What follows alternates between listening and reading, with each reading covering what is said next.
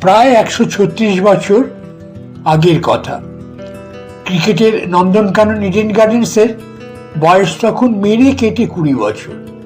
ইংরেজদের সঙ্গে ক্রিকেট খেলায় বল হাতে ভেলকি দেখিয়েছিলেন এক বিস্ময় তরুণ।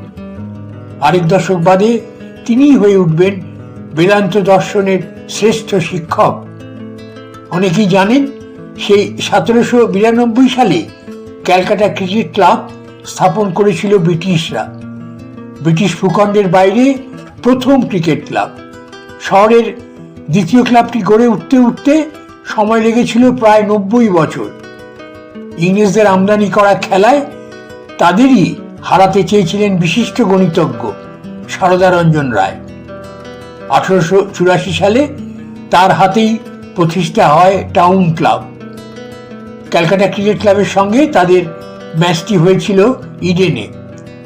বিপ্লবী হেমচন্দ্র ঘোষের কথায় টাউন ক্লাবে খেলতে আসেন ওই তরুণ অলরাউন্ডার।